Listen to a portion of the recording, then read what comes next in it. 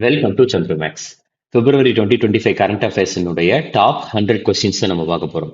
எல்லாருக்குமே ஒரு டவுட் இருக்கும். என்ன டவுட் அப்படின்னா, நம்ம ஒரு மாசத்துக்கு நிறைய கரண்ட் அஃபேர்ஸ் வருது. அதுல வெறுமனையா வந்து 100 கரண்ட் அஃபேர்ஸ் வந்து படிச்சா போதுமா அப்படின்ட்டு. 100 கரண்ட் அஃபேர்ஸ் போதாது. ஆனா இந்த வீடியோல நம்ம இந்த 100 கரண்ட் அஃபேர்ஸ்னா 100 கரண்ட் அஃபேர்ஸ் தொடர்புடைய ஸ்டாட்டிக்கை நம்ம கவர் பண்ண போறோம். இந்த 100 கரண்ட் அஃபேர்ஸ் வந்து வருமா அப்படின்றது வந்து பார்த்துட்டீங்கன்னா நம்மளுக்கு தெரியாது. வரலாம், வராம இருக்கலாம். ஏன்னா இந்த 100மே வந்து பார்த்துட்டீங்கன்னா ரொம்ப ரொம்ப ரொம்ப முக்கியமானது மட்டும்தான் நம்ம வந்து கம்பைல் பண்ணி எடுத்துட்டு வந்திருக்கோம். ஸோ வரலாம், வராம இருக்கலாம்.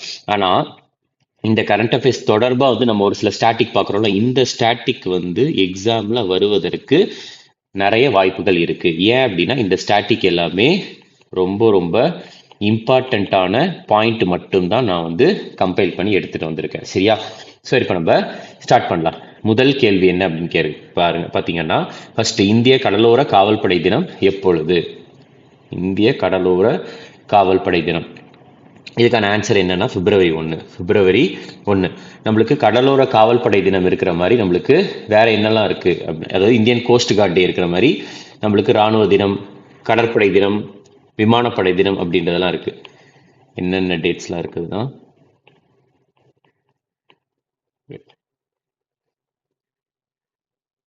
ஓகே இங்க எழுதுறேன். நம்மளுக்கு இந்தியன் ஆர்மி டே இருக்கு. Indian army day. Next Indian navy day. அடுத்து இந்தியன் ஏர் ஃபோர்ஸ் டே, விமானப்படை தினம். அதுக்கப்புறம் இப்போ பார்த்த Indian coast guard day. Indian coast guard day. So இதில் இந்தியன் ஆர்மி டே இது எப்பொழுதுனா ஜனவரி 15. ஜனவரி 15.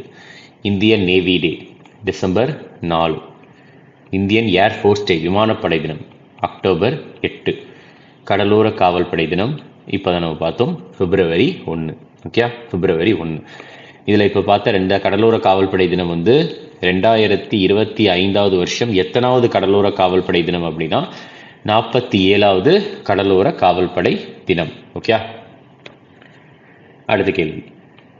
அடுத்து வந்து என்ன கேட்டிருக்கிறாங்க அப்படின்னா, உலக ஈரநில தினம், அதாவது வேர்ல்டு வெட்லேண்ட் டே, இது வந்து எப்பொழுதுனா பிப்ரவரி 2. பிப்ரவரி 2. சரியா? இந்த வருஷத்துக்கான கருப்பொருள் வேர்ல்டு வெட்லேண்ட் டேக்கு 2025 வருஷத்துக்கான கருப்பொருள் 2025க்கு என்ன கருப்பொருள் அப்படின்னா, நமது பொதுவான எதிர்காலத்திற்காக ஈரநிலங்களை பாதுகாத்தல் அப்படின்ட்டு. என்ன கருப்பொருள்? Protecting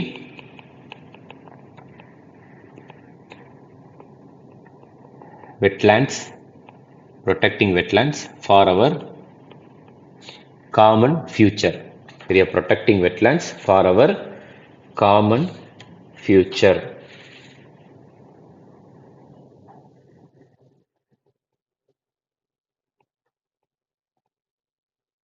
common future. ஓகே, சரி, இது தெரிஞ்சுக்கோங்க. அதுக்கடுத்து ஏன் வந்து பிப்ரவரி 2 வந்து நம்ம வந்து உலக ஈரநில தினம், அதாவது வேர்ல்டு வெட்லேண்ட் டே அப்படின்றத வந்து நம்ம செலிப்ரேட் பண்றோம் அப்படின்னா, அப்படி பிப்ரவரி 2 வந்து என்ன ஆச்சு? ஸோ பிப்ரவரி 2 ஏன் அப்படின்னா 1971 ஒரு சர்வதேச ஒரு உடன்படிக்கை ஒன்று போட்டாங்க. சர்வதேச இன்டர்நேஷனல் அக்ரிமெண்ட் ஒன்று போட்டாங்க.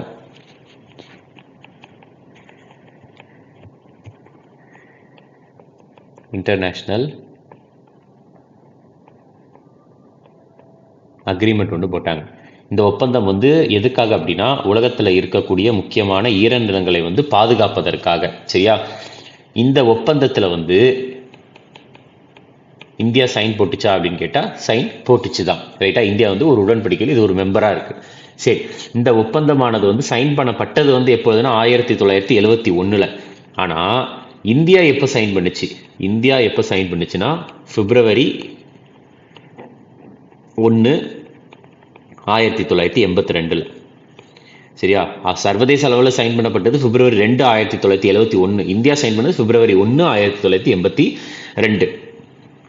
ஸோ அந்த அக்ரிமெண்ட் பேர் தான் வந்து என்னன்னா ராம்சார் அக்ரிமெண்ட். அந்த உடன்படிக்கையின் பெயர் தான் வந்து என்னன்னா ராம்சார் உடன்படிக்கை அப்படின்ற ஒரு பெயர். சரியா? ஏன் வந்து இந்த ஒரு ஒப்பந்தத்திற்கு வந்து ராம்சார் உடன்படிக்கை அப்படின்ற ஒரு பெயர் அப்படின்னா, இது எங்க வச்சு சைன் பண்ணப்பட்டுச்சுன்னா ஈரான்ல வச்சு. ஈரான்ல எங்க வச்சு அப்படின்னா ராம்சார் அப்படின்ற ஒரு இடத்துல வச்சு. அதனாலதான் ராம்சார் ஒப்பந்தம் அப்படின்ட்டு சொல்றாங்க.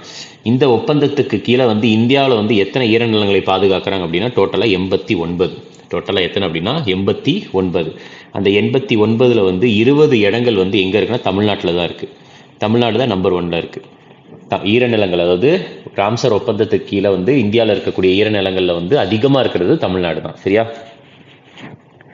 இதே இதில் கேள்வி வந்து வேற எப்படி கேட்கலாம் அப்படின்னா, இந்த 89ல முதலாக அறிவிக்கப்பட்டது எது அப்படின்னு கேட்கலாம். ஃபர்ஸ்ட் மொத்தம் 2 தான் அறிவிச்சாங்க. ஒன்று வந்து என்னன்னா, ஒன்று சிலிக்கா ஏரி. சிலிக்கா ஏரி எங்க இருக்குது அப்படின்னா ஒடிஷால இருக்கு. இரண்டாவது அறிவிச்சாங்க. இரண்டாவது கியோலடியா நேஷனல் பார்க். கியோலாடியோ தேசிய பூங்கா நேஷனல் பார்க். இது வந்து எங்க இருக்குன்னா ராஜஸ்தான்ல இருக்கு. சரியா? இதுதான். நெக்ஸ்ட் அடுத்த கேள்வி எது அப்படின்னா, உலக புற்றுநோய் தினம் இது எப்பொழுது அப்படின்ட்டு. February 4. உலக புற்றுநோய் தினம் February 4. அடுத்து உலக பருப்பு வகைகள் தினம், வேர்ல்டு பல்சஸ் டே. சரியா? உலக பருப்புகள் தினம் இது வந்து எப்பொழுதுனா February 10. அடுத்து உலக உணாணி தினம். உலக உணாணி தினம் வந்து எப்பொழுதுனா February 11. சரியா? February 11. நம்மளுக்கு உணாணி அப்படின்னு பார்க்குறப்ப வந்து இந்த உணாணி வந்து எந்த அமைச்சகத்து கூட வருது அப்படின்னா ஆயுஷ் அப்படின்னு சொல்லுவாங்க. AUAYUSH ஆயுஷ் அப்படின்ற அமைச்சகத்துக்கு கீழே தான் வருது. அந்த ஆயுஷ் அமைச்சகத்துக்கு கீழே எத்தனை மருத்துவங்கள் இருக்குதுன்னா 5. இதுல வந்து 5 லெட்டர் தான் எழுதியிருக்கும். ஆனால் எத்தனை இருக்குன்னா 6 இருக்கு. சரியா? இதுல வந்து என்னன்னா ஏ அப்படின்றது ஆயுர்வேதா. ஒய்னா வந்து யோகா கூடயே இன்னொன்று இருக்கு நேச்சுரோபதி. யூனா உனானி. எஸ்ன்றது சித்தா. ஹெச்னா ஹோமியோபதி. இதுல வந்து உலக யோகா தினம் வந்து எப்பொழுது, இன்டர்நேஷனல் யோகா டே வந்து எப்பொழுதுனா June 21. இன்டர்நேஷனல் யோகா டே June 21. நெக்ஸ்ட் அடுத்து என்னன்னா, சர்வதேச பெண்கள் மற்றும் சிறுமிகள் அறிவியல் தினம் 2025 இது எப்பொழுது அப்படின்னு கேட்குறாங்க. February 11. சரியா? International day of women and girls in science. அடுத்தது குரு ரவிதாஸ் ஜெயந்தி இது எப்பொழுதுனா February 12. குரு ரவிதாஸ் ஜெயந்தி. நெக்ஸ்ட் பாதுகாப்பான இணைய தினம் எப்பொழுது அப்படின்ட்டு. Safer internet day February 11. Safer internet day February 11. நம்மளுக்கு இன்டர்நெட் அப்படின்ட்டு பார்க்குறப்போ வந்து இப்போ ரீசெண்டாக ஒரு சில எக்ஸாம்ஸில் வந்து ஒரு 3-4 விஷயத்துக்கு வந்து ஃபுல் ஃபார்ம் கேட்டுக்கிட்டு இருக்காங்க. அதாவது கம்ப்யூட்டர் ரிலேட்டடாக என்னெல்லாம் அப்படின்னு பார்த்துட்டிங்கன்னா அப்படின்னா www. அடுத்து http, அதுக்கடுத்து html, அடுத்து url. ஸோ இந்த மாதிரி விஷயத்துக்கு வந்து உங்களுக்கு விரிவாக்கம் வந்து இப்போ ரீசெண்டாக ஒரு சில எக்ஸாம்ஸில் வந்து கேட்டுக்கிட்டு இருக்கிறாங்க. ரைட்டா? சரி, இப்போ வந்து www. அப்படின்னா என்னன்னா வேர்ல்டு வைடு வெப். சரியா? World wide web. So in case வந்து வேர்ல்டு வைடு வெப் டே, அதாவது www.day இது எப்பொழுதுனா August 1. அப்புறம் http அப்படின்னா hyper text transfer protocol. Hyper text transfer protocol. ரைட்டா? HTML அப்படின்னா hyper text markup language. Hyper text markup language. URL அப்படின்னா uniform resource located. Uniform resource locator. ரைட்டா? So www.html, http, html, அடுத்து URL. Okay, அடுத்தது பாருங்க. Next உலக வானொலி தினம். சரியா? வேர்ல்டு ரேடியோ டே இது எப்பொழுதுனா February 13. பிப்ரவரி 13. ஸோ இந்த வருஷத்துக்கு வந்து வேர்ல்டு ரேடியோ டேக்கு வந்து கருப்பொருள் 2025க்கு வந்து என்ன கருப்பொருள் வச்சுருக்காங்கன்னா ரேடியோ அண்ட் கிளைமேட் சேஞ்ச் அப்படின்ற கருப்பொருள். ரேடியோ அண்ட் கிளைமேட் சேஞ்ச் அப்படின்ற ஒரு கருப்பொருள் தான். ஓகே. ஸோ நம்மளுக்கு வந்து இப்போ ரேடியோ வேவ்ஸ் இருக்குது தெரியுமா, ரேடியோ வேவ்ஸ் அப்படின்னு சொல்லுவாங்க. அப்படின்னா நம்மளுக்கு இப்போ இதுதான் நிலப்பரப்பு, இதுதான் நம்மளுடைய நிலப்பரப்பு. அப்படின்னா நம்மளுக்கு வளிமண்டலம் வந்து 5 வளிமண்டல நிலை இருக்கு.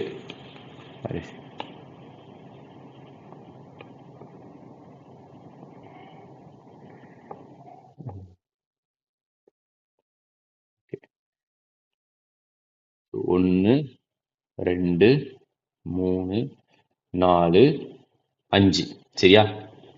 இதில் என்னென்ன லேயர் அப்படின்ட்டு சொல்லுவாங்கன்னா முத லேயரை ட்ரோபோஸ்பியர் அப்படின்ட்டு சொல்லுவாங்க. அடுத்து வந்து ஸ்ட்ராட்டோ ஸ்பியர் அப்படின்ட்டு சொல்லுவாங்க. அடுத்து மீசோ ஸ்பியர் அப்படின்னு சொல்லுவாங்க. அதுக்கப்புறம் தெர்மோ ஸ்பியர் அப்படின்னு சொல்லுவாங்க. நெக்ஸ்ட்டு எக்ஸோ ஸ்பியர் அப்படின்னு சொல்லுவாங்க. மேலே கீழேருந்து மேலே வரைக்கும் சரியா. இதுக்கு வந்து ஷார்ட்கட் வந்து நம்ம ஆல்ரெடி ஜியாகிரஃபி கிளாஸில் பார்த்துருப்போம். Trust me in the exam அப்படின்ட்டு ஷார்ட்கட்டு பார்த்துருப்போம். ட்ரஸ்ட் மீ இந்த எக்ஸாம்னா டிஆர் அப்படின்னா ட்ரோபோஸ்பியர், எஸ்டினா ஸ்ட்ராட்டோஸ்பியர், மீனா மீசோஸ்பியர், தீனா தெர்மோஸ்பியர், எக்ஸ்னா எக்ஸோஸ்பியர் அப்படின்றதெல்லாம் பார்த்துருவோம். இதில் இந்த தெர்மோஸ்பியர் இருக்குல்ல, இந்த தெர்மோஸ்பியரினுடைய ஒரு பகுதியாக வந்து ஒரு லேயர் இருக்குது. அது என்ன லேயர் அப்படின்னா தெர்மோஸ்பியரினுடைய ஒரு பகுதி வந்து அயனோஸ்பியர். தெர்மோஸ்பியரினுடைய ஒரு பகுதி தான் வந்து என்னென்னா அயனோஸ்பியர். இப்போ இந்த அயனோஸ்பியர் வந்து இப்படி இருக்குதுன்னு வச்சுக்கலாம். இதுதான் வந்து தெர்மோஸ்பியரினுடைய ஒரு பகுதி அயனோஸ்பியர் இந்த மாதிரி இருக்குதுன்னா இப்போ ரேடியோ ஸ்டேஷன்ஸ்லாம் இருக்கும். இப்போ ரேடியோ ஸ்டேஷன்ஸ் வந்து இப்போ இதுதான் வந்து ரேடியோ ஸ்டேஷன்ஸ் அப்படின்னா இப்போ இது வந்து நம்மளுடைய வீடு ரைட்டா. ஸோ இது வந்து ரேடியோ ஸ்டேஷன், இது வீடு. இப்போ ரேடியோ ஸ்டேஷனில் இருந்து உங்களுக்கு என்ன போகும்னா ரேடியோ வேவ்ஸ் வந்து மேலே போகும். அந்த ரேடியோ வேவ்ஸ் வந்து இந்த அயனோஸ்பியரில் தான் பட்டு திருப்பி ரிட்டர்ன் ஆகும் ரைட்டா, அதாவது கீழே. ஸோ அப்போ வந்து நம்மளுக்கு எர்த்து சர்ஃபேஸ்க்கு வந்து ரேடியோ வேவ்ஸ் வந்து ரிட்டர்ன் ஆகுறது வந்து எந்த லேயர் மூலியமா அப்படின்னா அயனோஸ்பியர் மூலியமாக தான் ரைட்டா, அயனோஸ்பியர். இது வந்து தெரிஞ்சுக்கோங்க. அடுத்து ஸோ இப்போ ரேடியோ ஆக்சுவலாக வந்து பார்த்துட்டிங்கன்னா ரேடியோ வச்சு ஒரு ஃபுல் ஃபார்ம் வந்து கேட்கறதுக்கு வாய்ப்பு இருக்குது. என்ன ஃபுல் ஃபார்ம் அப்படின்னா RADAR, ரேடார் அப்படின்றதுக்கான விரிவாக்கம் கேட்கறதுக்கான வாய்ப்புகள் இருக்குது. ரேடாருக்கு ஃபுல் ஃபார்ம் என்னென்னா radio detection and ranging. Radio detection and ranging சரியா, ரேடார். அடுத்து இந்த அதுக்கப்புறம் வந்து பார்த்துட்டிங்கன்னா வேற ரேடியோ இருக்குல்ல, ரேடியோ. இந்த ரேடியோ வந்து கண்டுபிடித்தவர் வந்து யார் அப்படின்னா ஜி மார்க்கோனி என்பவர் தான். ஓகே சரி. அடுத்த கேள்வி பாருங்க. அடுத்து என்ன கேட்குறாங்க, தேசிய மகளிர் தினம் எப்பொழுது அப்படின்னு. இதுக்கான ஆன்சர் February 13. தேசிய மகளிர் தினம் February 13. யாருடைய பிறந்தநாளை கொண்டாடும் விதமாக இது வந்து செலிப்ரேட் பண்ணப்படுகிறது அப்படின்னா சரோஜினி நாயுடு அவர்களின் பிறந்தநாளை கொண்டாடும் விதமாக சரியா. சரோஜினி நாயுடு அவர்களை வந்து நம்ம என்னவென்று அழைப்போம் அப்படின்னா நைட்டிங்கேல் ஆஃப் இந்தியா அப்படின்னு அழைப்போம். சரோஜினி நாயுடு அவர்களை நைட்டிங்கேல் ஆஃப் இந்தியா அப்படின்ட்டு அழைப்போம் சரியா. ஸோ இது வந்து நேஷனல் உமன்ஸ் டே. இதுவே இன்டர்நேஷனல் உமன்ஸ் டே எப்பொழுதுனா March 8. இன்டர்நேஷனல் உமன்ஸ் டே எப்பொழுதுனா March 8 ரைட்டா. சரி அடுத்தது பாருங்க. நெக்ஸ்ட் என்ன கேட்குறாங்க, மிசோரம் நிறுவன தினம் சரியா. அதாவது மிசோரம் ஃபவுண்டேஷன், மிசோரம் அப்படின்ற மாநிலம் வந்து உருவாக்கிய தினம் வந்து எப்பொழுது அப்படின்றது கேட்குறாங்க சரியா. இதுக்கான ஆன்சர் February 20. எப்பொழுது உருவானது அப்படின்னா February 20, 1987 உருவானது. மிசோரம் வந்து எத்தனாவது மாநிலமாக உருவாகுனது அப்படின்னா 23வது மாநிலம், 23rd ஸ்டேட்டாக வந்து மிசோரம் வந்து உருவாச்சு. ஓகே அடுத்தது மத்திய கலால் தினம், அதாவது சென்ட்ரல் எக்ஸைஸ் டே வந்து எப்பொழுது அப்படின்னா வந்து 24 பிப்ரவரி 24. இந்த எக்ஸைஸ் டியூட்டி இருக்குதுல்ல, கலால் வரி. ஸோ அது வந்து ஒரு இன்டைரக்ட் டேக்ஸ். நம்மளுக்கு வரியை பொறுத்த வரைக்கும் டைரக்ட் டேக்ஸ், இன்டைரக்ட் டேக்ஸ் இருக்கு. இது வந்து என்ன டேக்ஸ் அப்படின்னா indirect tax. Indirect tax. Indirect டேக்ஸ்க்கு வந்து ஷார்ட்கட் என்ன அப்படின்னா எக்ஸ்கியூஸ் அப்படின்றது பார்த்தோம். எக்ஸ்கியூஸ் அப்படின்னா இஎக்ஸ் அப்படின்னா எக்ஸைஸ் டியூட்டி, எக்ஸைஸ் டியூட்டி. சியூனா கஸ்டம்ஸ் டியூட்டி. எக்ஸைஸ் கஸ்டம்ஸ் எல்லாமே இன்டைரக்ட் டேக்ஸ். எஸ்சி அப்படின்றது சேவை வரி, சர்வீஸ் டேக்ஸ். இது எல்லாமே இன்டைரக்ட் டேக்ஸ். அடுத்து வீர் சவார்கரின் நினைவு தினம் எப்பொழுது அப்படின்னா பிப்ரவரி 26. பிப்ரவரி 26 வீர் சவார்கர். ஸோ வீர் சவார்கரை பொறுத்த வரைக்கும் வேற என்ன பாயிண்ட்லாம் வந்து எக்ஸாம் பாயிண்ட் ஆஃப் வியூவில் முக்கியம் அப்படின்னு பார்த்துட்டிங்கன்னா ஃபஸ்ட்டு வந்து இவர் வந்து 1900 ஃபவுண்டட். எதை வந்து நிறுவுவார் அப்படின்னா 1900 மித்ர மேளா அப்படின்ற ஒரு விஷயத்தை நிறுவுவார், மித்ர மேளா. அடுத்து 1904 எதை நிறுவுவார் ஃபவுண்டட்? அபினவ் பாரத் அப்படின்ற ஒன்று நிறுவுவார், அபினவ் பாரத். அடுத்து 1857 கிளர்ச்சி, 1857 ரிவோல்ட் இருக்குல்ல, 1857 ரிவோல்ட்.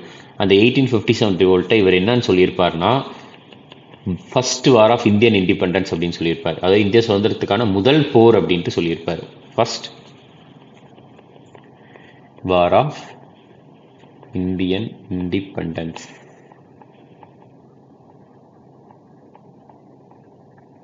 அப்படின்னு சொல்லியிருப்பார். சொன்னவர் வந்து யார் அப்படின்னா வீர் சவார்கர். ஓகே. அடுத்து என்ன கேள்வி அப்படின்னா தேசிய அறிவியல் தினம் வந்து எப்பொழுது? தேசிய அறிவியல் தினம் ஆன்சர் வந்து பிப்ரவரி 28. பிப்ரவரி 28. ஓகே. ஸோ இது வந்து நேஷனல் சயின்ஸ் டே. இது வந்து நேஷனல் சயின்ஸ் டேயா? இதுவே world science day. World science day எப்போன்னு கேட்குறாங்கன்னா நவம்பர் 10. நேஷனல் சயின்ஸ் டே வந்து February 28, world science day November 10. ஏன் வந்து பிப்ரவரி 28 வந்து நம்ம வந்து நேஷனல் சயின்ஸ் டே அப்படின்ட்டு செலிப்ரேட் பண்ணுறோம்னா சி.வி. ராமன் அவர்களால் தான். ஏன்னா சி.வி. ராமன் அவர்கள் வந்து எதை டிஸ்கவர் பண்ணார் அப்படின்னா ராமன் எஃபெக்ட் அப்படின்ற ஒன்று டிஸ்கவர் பண்ணார். ராமன் எஃபெக்ட் எப்போ டிஸ்கவர் பண்ணார் அப்படின்னா 1928 வந்து கண்டுபிடிச்சார். இந்த கண்டுபிடிப்புக்காக ஒரு 4 வருஷம் கழிச்சு 1932 அவருக்கு என்ன விருது வழங்கப்பட்டுச்சு அப்படின்னா நோபல் விருது வழங்கப்பட்டுச்சு. நோபல் பிரைஸ் வந்து கொடுத்துருக்குறாங்க. ஓகே. அடுத்தது ஸோ இதுதான் வந்து உங்களுக்கு பிப்ரவரி 2025க்கான ஒரு முக்கியமான நாள். சரியா? இதுக்கு அடுத்து அவார்ட்ஸ் ரிலேட்டடாக போகும். நம்ம வந்து டாப்பிக்காக தான் நம்ம பார்க்க போகிறோம். அவார்ட்ஸ் பார்ப்போம், புக்ஸ் அண்ட் ஆத்தர்ஸ் பார்ப்போம். அதுக்கடுத்து வந்து பார்த்துட்டிங்கன்னா வேற என்ன நேஷனல் ரிலேட்டடான news, state news, international news, defence news, sports news, இந்த மாதிரி டாப்பிக்காக தான் நம்ம போக போகிறோம். சரியா? சரி, இதில் பாருங்க, இந்திய வங்கிகள் சங்கம் IBA, இந்திய வங்கிகள் சங்கம் வங்கி தொழில்நுட்ப விருதுகளை எந்த வங்கி பெற்றுள்ளது அப்படின்னு கேட்குறாங்க. சரியா? இந்திய வங்கிகள் சங்கத்தால் கொடுக்கப்படுகிற வங்கி தொழில்நுட்ப விருதுகள் எந்த வங்கி பெற்றுள்ளது அப்படின்னா சிட்டி யூனியன் பேங்க். ரைட்டா? ஸோ இதை வந்து கொடுத்தது வந்து அவங்களுக்கு வந்து கொடுத்தது வந்து யார் அப்படின்னா RBI வந்து கொடுத்துருப்பாங்க. ஓகே. ஸோ நம்மளுக்கு RBI அப்படின்றத பற்றியும் நம்ம தெளிவாகவே பார்ப்போம். சரி, அடுத்த கேள்வி பாருங்க. 2025 ஆண்டுக்கான ஆஸ்திரேலிய கிரிக்கெட் விருதுகளில் ஆலன் பார்டர் பதக்கத்தை வென்றவர் வந்து யார் அப்படின்னு கேட்குறாங்க. சரியா? ஆஸ்திரேலியன் கிரிக்கெட் அவார்ட்ஸில் வந்து ஆலன் பார்டர் மெடல் யாரு வாங்கியிருக்கிறாங்க அப்படின்னா டிராவிஸ் ஹெட். ஓகே. ஸோ கிரிக்கெட்டை பொறுத்த வரைக்கும் நம்ம பார்க்கணும் அப்படின்னா இதிலே கூட எழுதுறேன்.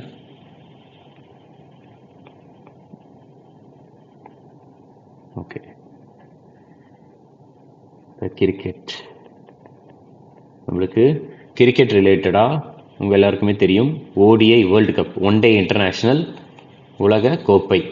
ஒன் டே இன்டர்நேஷ்னலில் எத்தனை ஓவர் அப்படின்னா 50 ஓவர் மேட்ச்சு. 50 over match. அந்த ஒன் டே இன்டர்நேஷ்னல் உலகக்கோப்பை வந்து நெக்ஸ்ட் எப்போ வந்து நடக்க போகுது? நெக்ஸ்ட்டு எப்போ நடக்க போகுதுன்னா 2027 நடக்க போகுது.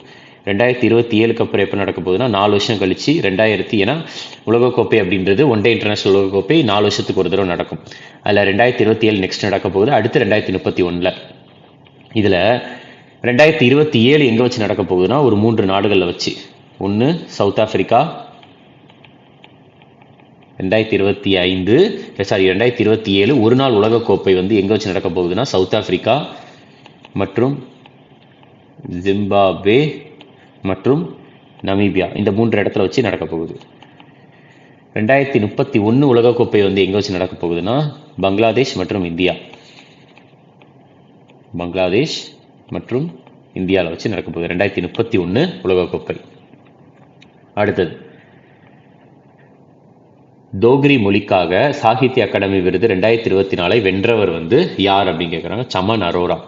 சமன் அரோரா, ரைட்டா? சாகித்ய அகாடமி விருது. நெக்ஸ்ட், இந்த தோக்ரி அப்படின்ற மொழி வந்து எப்பொழுது வந்து இந்த தோக்ரி அப்படின்ற மொழி வந்து என்ன மொழினா நம்மளுக்கு ஸ்கெடியூல்டு லாங்குவேஜில் இருக்குது, சரி, அட்டவணையிடப்பட்ட மொழிகளில் இருக்குது. இந்த தோக்ரி அப்படின்ற மொழியை இந்திய அரசியலமைப்பில் சேர்த்தது, அதாவது எத்தனாவது அட்டவணை அப்படின்னா ஸ்கெடியூல்டு லாங்குவேஜ் அப்படின்ட்டு சொல்லுவாங்க. அது வந்து உங்களுக்கு டோட்டலாக 8th ஸ்கெடியூலில் வந்து லாங்குவேஜஸ் எல்லாமே இருக்கும். ஸோ அந்த லாங்குவேஜஸில் வந்து பார்த்துட்டிங்கன்னா உங்களுக்கு இந்த கரெக்டாக தோக்ரி அப்படின்ற மொழியை வந்து சேர்த்துக்கிட்டது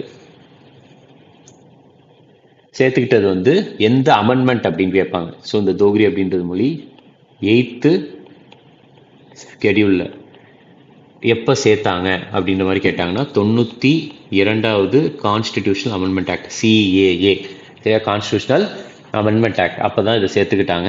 இந்த 92வது இந்திய அரசியலமைப்பு சட்ட திருத்தம் வந்து எப்பொழுது கொண்டு வரப்பட்டதுன்னா 2003 கொண்டு வரப்பட்டது, ரைட்டா? ஸோ இந்த 92வது சட்ட திருத்தத்திற்கு கீழே எந்த மொழியெல்லாம் ஆட் பண்ணாங்கன்னா 4 மொழி. ஒன்று போடோ, இன்னொன்று டோக்ரி, இன்னொன்று மைத்திலி, இன்னொன்று சந்தாலி. போதோ, டோக்ரி, மைத்திலி, சந்தாலி, இந்த 4 மொழியை ஆட் பண்ணாங்க. ஓகே, அடுத்த கேள்வி. அடுத்து என்ன கேள்வி அப்படின்னா 2025 ஸ்போர்ட்ஸ் ஸ்டார் ஏசஸ் அவார்ட்ஸ் அப்படின்ற ஒன்று நடந்திருக்கு. அதில் வந்து 2025க்கான sports star of the year male யார் அப்படின்னு கேட்குறாங்க. PR ஸ்ரீஜேஷ் அவர்கள். Sports star of the year male வந்து யாருன்னா PR ஸ்ரீஜேஷ் அவர்கள், ரைட்டா? சரி, PR ஸ்ரீஜேஷ் அவர்கள் வந்து பாரிஸ் ஒலிம்பிக்ஸில் வந்து இந்த க்ளோசிங் செரமனி அப்போ, அதாவது முடிவுக்கு வரப்போ வந்து இந்தியா சார்பாக கொடி ஏற்றிக்கிட்டு போனது யார் அப்படின்னா PR ஸ்ரீஜேஷ் அவர்களும் மனுபக்கர் அவர்களும். ஓகே, மனுபக்கர் ஷூட்டிங் ரிலேட்டடானவங்க. சரி, நெக்ஸ்ட்டு.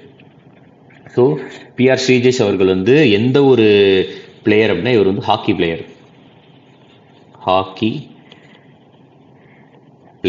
ரைட்டா? ஸோ நம்மளுக்கு இப்போ ஹாக்கி அப்படின்னு நம்ம பார்த்துக்கிட்டோம் அப்படின்னா ஹாக்கி அப்படின்னா நம்மளுக்கு ஒரு அமைப்பு இருக்குது. என்ன அமைப்பு அப்படின்னா இன்டர்நேஷ்னல் ஹாக்கி ஃபெடரேஷன், FIH. என்னென்னா இன்டர்நேஷ்னல்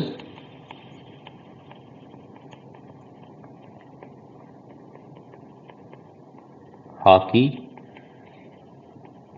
ஃபெடரேஷன் அப்படின்ற ஒரு அமைப்பு இருக்குது. இன்டர்நேஷ்னல் ஹாக்கி ஃபெடரேஷனை பொறுத்த வரைக்கும் இது டோட்டலாக ஹாக்கியில் வந்து ஆக்சுவலாக எத்தனை பேர் விளையாடுவாங்க அப்படின்னா 11 பேர் விளையாடுவாங்க. ஹாக்கியில் 11 பேர். இதுவே ஐஸ் ஹாக்கி இது எத்தனை பேர் அப்படின்னா 6 பேர். ஹாக்கி வந்து 11 பேர், ஐஸ் ஹாக்கி வந்து 6 பேர், ரைட்டா? சரி, இந்த FIH அப்படின்னு பார்த்தீங்கன்னா இன்டர்நேஷ்னல் ஹாக்கி ஃபெடரேஷன் வந்து உருவாக்கப்பட்டது 1924.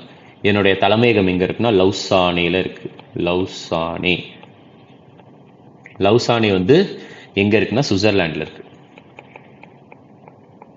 லவுசானே சுவிட்சர்லாண்டில் இருக்குது. ஓகே, அடுத்தது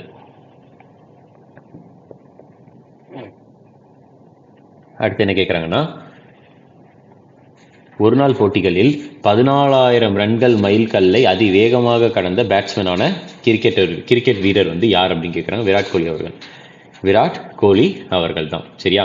ஸோ அப்போ வந்து இதில் என்னன்னு சொல்கிறாங்க, ஒரு நாள் போட்டிகளில் 14,000 ரன்கள் மைல்கல்லை அதிவேகமாக கடந்த பேட்ஸ்மேனான கிரிக்கெட் வீரர் யார் அப்படின்னு கேட்குறாங்க. இந்த மாதிரி ஒரு அச்சீவ்மெண்ட் வந்து டோட்டலாகவே வந்து ஒரு 3 பிளேயர்ஸ் மட்டும்தான் வந்து வாங்கியிருக்கிறாங்க. அதில் ஒன்று வந்து யார் அப்படின்னா சச்சின் டெண்டுல்கர். அதாவது இந்த 14,000 ரன் அப்படின்ற மைல்கல்லை தொட்டது, அதிவேகமாக தொட்டது விராட் கோலி. ஆனால் 14,000 ரன்கள் அப்படின்ற மைல்கல்லை தொட்டது வந்து முதலாக சச்சின் டெண்டுல்கர். இரண்டாவது வந்து யாருன்னா குமார் சங்கர்காரா. சச்சின் டெண்டுல்கர் இந்தியா, அது எல்லாருக்குமே தெரியும். குமார் சங்கர்காரா வந்து ஸ்ரீலங்கா, அதுவுமே தெரியும். குமார் சங்கக்காரா எந்த நாட்டை சேர்ந்தவர்னா ஸ்ரீலங்கா. இப்போ மூன்றாவது வந்து யாருன்னா விராட் கோலி. இதுல வந்து அதிவேகமாக கடந்தது வந்து யார் அப்படின்னா அது விராட் கோலி அவர்கள் தான். அடுத்தது புதுடெல்லி மேரத்தான் 2025 பெண்கள் பட்டத்தை வென்ற தடகள வீரர் வந்து யார் அப்படின்னு கேட்குறாங்க. இதுக்கான ஆன்சர் பாகிரதி பிஷ்ட். புதுடெல்லி மேரத்தான்ல பெண்கள் பட்டத்தை வென்ற தடகள வீரர் பாகிரதி பிஷ்ட். அடுத்தது 71வது சீனியர் நேஷனல் ஆண்கள் கபடி சாம்பியன்ஷிப் 2025 வென்ற அணி. சரியா, 71st 71வது senior national men's kabaddi championship ஜெயிச்சது சர்வீசஸ். சர்வீசஸ் அப்படின்றது வந்து யாருடைய அணி அப்படின்னா உங்களுக்கு ராணுவம். சரியா, அதாவது இந்தியன் டிஃபென்ஸ் ஃபோர்ஸஸ் இருக்கு தெரியுமா, அதனுடைய ஒரு டீமா இருக்குது. எத்தனாவது பதிப்பு அப்படின்னா 71வது பதிப்பு அப்படின்றத தெரிஞ்சுக்கோங்க. யாரை தோற்கடிச்சு இவங்க ஜெயிச்சிருக்காங்கன்னா இந்தியா, அதாவது சர்வீசஸ்க்கும் ரயில்வேஸ்க்கும் நடந்துச்சு. அதில் ரயில்வேஸை தோற்கடிச்சு சர்வீசஸ் டீம் வந்து ஜெயிச்சிருக்கு. அடுத்து பிசிசிஐ, அதாவது board of control for cricket in India. பிசிசிஐனுடைய கர்னல் CK நாயுடு வாழ்நாள் சாதனையாளர் விருது பெற்றவர் யார் அப்படின்னு கேட்டாங்க. ஆன்சர் வந்து சச்சின் டெண்டுல்கர் அவர்கள். ஓகே, சச்சின் டெண்டுல்கர் அவர்கள். இந்த பிசிசிஐனுடைய colonel CK Naidu lifetime achievement award, இதை வந்து ஃபர்ஸ்ட் டைம் வந்து வாங்கினது வந்து யார்? First cricketer to receive the award வந்து எப்பொழுதுனா 1994 யார் அப்படின்னா லாலா அமர்நாத். லாலா அமர்நாத். பிசிசிஐ அதுக்கப்புறம் ஐசிசினா என்ன அப்படின்றத நம்ம அடுத்தடுத்து நம்ம பார்க்கலாம். நெக்ஸ்ட் அடுத்த கொஸ்டின் என்ன சொல்றாங்கன்னா புதுடெல்லி மேரத்தான் 2025 ஆண்கள் பட்டத்தை வென்ற தடகள வீரர். நம்ம ஃபர்ஸ்ட் பெண்கள் பட்டம் பார்த்தோம், இப்போ வந்து ஆண்கள் பட்டம் யார் அப்படின்னா மான் சிங். யாருன்னா மான் சிங். ரைட், நெக்ஸ்ட் பாருங்க. இதுல என்ன கேட்குறாங்க அப்படின்னா யூகேயிலிருந்து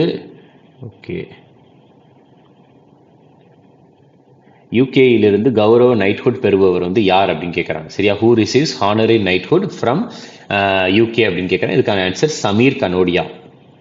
சாரி, இது வந்து கொஞ்சம் மாறி இருக்கு. இது சமீர் கனோடியா கிடையாது. 23 years.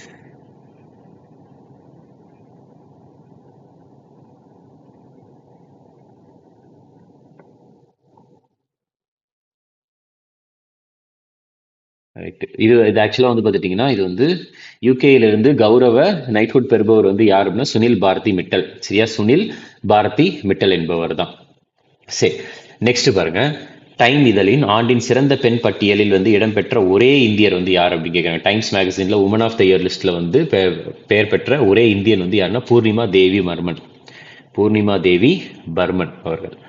அடுத்தது விசாலாட்சி விருது 2025 யாருக்கு வழங்கப்பட்டது அப்படின்னா டாக்டர் பாக்யஸ்ரீ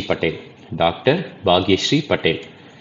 அடுத்தது ஐசிசி, அதாவது இன்டர்நேஷனல் கிரிக்கெட் கவுன்சிலினுடைய சாம்பியன்ஸ் டிராஃபி 2025 பிராண்ட் தூதர்களில் ஒருவராக நியமிக்கப்பட்டவர் யார் அப்படின்னா ஷிகார் தவான் அவர்கள். சரியா, ஸோ யாரெல்லாம் சூஸ் பண்ணியிருக்காங்கன்னா ஒன்று ஷிகார் தவான், ரெண்டாவது வந்து யார் அப்படின்னா ஆஸ்திரேலியாவை சேர்ந்த ஷேன் வாட்சன். ஆஸ்திரேலியாவுடைய முன்னாள் ஆல்ரவுண்டரான ஷேன் வாட்சன் எந்த நாட்டை சேர்ந்தவர்னா ஆஸ்திரேலியா. மூன்றாவது வந்து யார் அப்படின்னா நியூசிலாண்டை சேர்ந்த டிம் சவுத்தி. எந்த நாடு? நியூசிலாண்டை சேர்ந்தவர். அப்புறம் நாலாவது வந்து பார்த்துட்டீங்கன்னா பாகிஸ்தானை சேர்ந்த சர்ஃப்ராஸ் அஹ்மத். பாகிஸ்தானை சேர்ந்த சர்ஃப்ராஸ் அஹ்மத், பாகிஸ்தானை சேர்ந்தவர். Okay, next. ஸோ இப்போ வந்து பார்த்துட்டிங்கன்னா இப்போ இது வந்து ஐசிசி சாம்பியன்ஸ் ட்ராஃபி. நம்ம ஐசிசிக்கும் பிசிசிக்கும் இருக்கிற ஒரு சில வித்தியாசத்தை பார்த்துட்டு நம்ம அடுத்த கொஸ்டினுக்கு போகலாம். ஓகே, சரி. கிரிக்கெட் அப்படின்ட்டு நம்ம எடுத்துக்கிட்டோம் அப்படின்னா ரெண்டு விதமான அமைப்பு இருக்குது முக்கியமாக. அந்த ரெண்டு அமைப்பு என்னலாம் அப்படின்னா ஃபர்ஸ்ட் வந்து பிசிசிஐ இருக்குது, அதுக்கடுத்து ஐசிசி இருக்குது. பிசிசிஐனுடைய விரிவாக்கம் வந்து board of control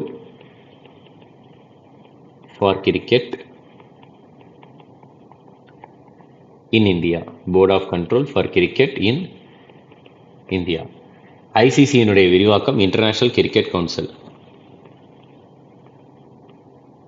international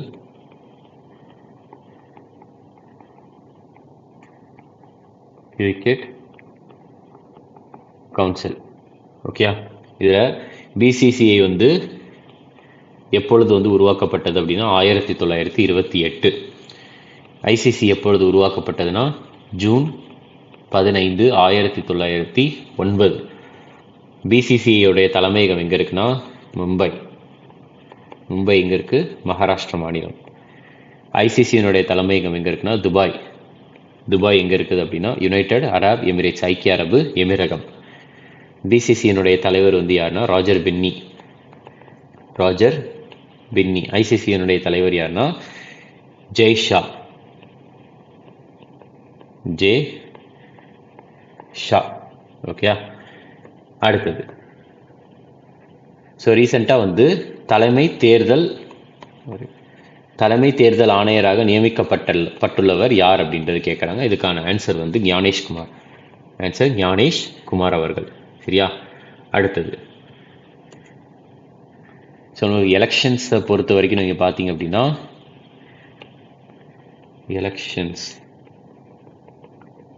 election அப்படின்ற ஒரு விஷயத்தை எடுத்து பார்த்தோம் அப்படின்னா நம்மளுக்கு இந்திய அரசியலமைப்பில் எந்தெந்த ஆர்டிக்கல் என்ன சொல்லியிருக்காங்கன்னா ஆர்டிக்கல் 324 எலெக்ஷன் கமிஷன் ஆஃப் இந்தியாவை பற்றி பேசியிருக்கிறாங்க. அதுக்கடுத்து ஆர்டிக்கல் 326 வந்து ஓட்டிங் ஏஜ், ஓட் பண்ணுறதுக்கான, அதாவது இத்தனை வயசுக்குள்ள இருக்கிறவங்க ஓட்டு பண்ணலாம் அப்படின்ட்டு, ஓட்டு போடலாம் அப்படின்ட்டு. ஃபர்ஸ்ட் வந்து எவ்வளோ வயசு இருந்துச்சுன்னா 21 இருந்துச்சு. அடுத்து எவ்வளோ மாற்றினாங்கன்னா 18 வயசா மாற்றினாங்க. 21 18 வயசா மாற்றப்பட்டது வந்து எந்த இந்திய அரசியலமைப்பு சட்ட திருத்தத்தின் மூலியமாக மாற்றினாங்கன்னா 61வது இந்திய அரசியலமைப்பு சட்ட திருத்தம் 1988 மூலியமா மாற்றப்பட்டது. ரைட்டா? சரி, அது வந்து தெரிஞ்சுக்கோங்க. அதுக்கப்புறம் வந்து 1988. சரி, நெக்ஸ்ட் பாருங்க. ஓகே, ஸோ இது வந்து எப்படி கேட்பாங்க அப்படின்னா இன்கேஸ் 1988 ஒரு சில நேரம் 1989 இருக்கும். காரணம் என்னன்னா 1988 வந்து லோக்சபா மக்களவை வந்து ஒப்புதல் தெரிவிச்சிட்டாங்க. அடுத்து மாநிலங்களவை இவங்களும் ஒப்புதல் தெரிவிச்சிட்டாங்க. ஆனா 1989 தான் யார் வந்து ஒப்புதல் தெரிவிச்சாங்கன்னா பிரசிடென்ட். ஏன்னா ஒரு மசோதாவானது சட்டமாக மாறணும்னா யாருடைய ஒப்புதல் வேணும்னா பிரசிடென்ட்டுடைய ஒப்புதல் வேணும். ரைட்டா? ஸோ இது வந்து தெரிஞ்சுக்கணும். நெக்ஸ்ட் இது ஆர்டிகல் 326. அதுக்கப்புறம் ஆர்டிகல் 54. ஆர்டிகல் 54. இந்த ஆர்டிகல் 54 வந்து எதை பத்தி பேசு, யாரோட எலெக்ஷனை பத்தி பேசுதுன்னா பிரசிடென்டோட எலெக்ஷன், பிரசிடென்ட்ஸ் எலெக்ஷனை பத்தி பேசுது. சரி, அதுக்கடுத்து இந்த பிரசிடென்டோட எலெக்ஷன் வந்து எந்த முறையில நடக்கணும், அதாவது மேனர் எந்த முறையில நடக்கணும்னு பேசுறது எந்த ஆர்டிகல்னா ஆர்டிகல் 55. ஆர்டிகல் 55. அடுத்து வேற என்ன ஆர்டிகல்னா ஆர்டிகல் 66. இது யாரோட எலெக்ஷனை பத்தி பேசுதுன்னா வைஸ் பிரசிடென்டோட எலெக்ஷன், விபி, வைஸ் பிரசிடென்டோட எலெக்ஷனை பத்தி பேசுது. அதுக்கடுத்து ஆர்டிகல் 243 கே இருக்கு. அடுத்து ஆர்டிகல் 243 இசட் ஏ இருக்கு. கே அடுத்து இசட் ஏ. கே வந்து எந்த எலெக்ஷனை பத்தி பேசுதுன்னா பஞ்சாயத்து எலெக்ஷனை பத்தி, பஞ்சாயத் எலெக்ஷனை பத்தி. 243 இசட் ஏ இது வந்து முனிசிபாலிட்டி எலெக்ஷனை பத்தி, முனிசிபாலிட்டி எலெக்ஷனை பத்தி பேசுது. ரைட்டா? நல்லா தெரிஞ்சுக்கோங்க. இது கே, இது இசட் ஏ அப்படின்னா என்ன ஞாபகம் வச்சுக்கலாம்? காசா அப்படின்னு ஞாபகம் வச்சுக்கலாம். காசா. ரைட்டா? Panchayat municipality elections. ரைட்டா? நெக்ஸ்ட் பாருங்க. இதுல என்ன கொடுத்துருக்காங்க? ஸோ சீஃப் மினிஸ்டர், டெல்லியினுடைய சீஃப் மினிஸ்டர் பத்தி கேட்டிருக்கிறாங்க. என்னன்னா ஸோ டெல்லியினுடைய 9வது முதலமைச்சராக நியமிக்கப்பட்டுள்ளவர் யார் அப்படின்றது கேட்டிருக்காங்க. இதுக்கான ஆன்சர் ரேகா குப்தா. டெல்லி யூனியன் பிரதேசத்தினுடைய 9வது முதலமைச்சர் வந்து யார் அப்படின்னா ரேகா குப்தா அவர்கள். ஓகே, ஸோ டெல்லியை பொறுத்த வரைக்கும் இவங்க வந்து 4வது பெண் முதலமைச்சராக ஆயிருக்கிறாங்க. ஸோ அப்போ வந்து வேற யாரெல்லாம் அப்படின்னா, ஸோ இங்க எழுதிடுறேன். ஓகே, ஸோ டெல்லியை பொறுத்த வரைக்கும் டெல்லியினுடைய பெண் முதலமைச்சர்கள் யாரெல்லாம் அப்படின்னா டோட்டலாக 4 பேர் இருக்கிறாங்க. அதுல முதல் பெண் முதலமைச்சர் வந்து சுஷ்மா ஸ்வராஜ். சுஷ்மா ஸ்வராஜ். இரண்டாவது ஷீலா தீக்ஷித். ஷீலா தீக்ஷித் அவர்கள். மூன்றாவது அதிஷி. இப்ப நாலாவது வந்து யார் அப்படின்னா ரேகா குப்தா. ரேகா குப்தா. ஸோ நம்மளுக்கு அதே நேரத்தில் இன்னொரு ஒரு விஷயமும் நீங்கள் இதில் தெரிஞ்சுக்க வேண்டியது இருக்குது. என்னன்னா, ஓகே, அது என்ன அப்படின்னு பார்த்துட்டிங்கன்னா, இந்தியாவை பொறுத்த வரைக்கும் சாரி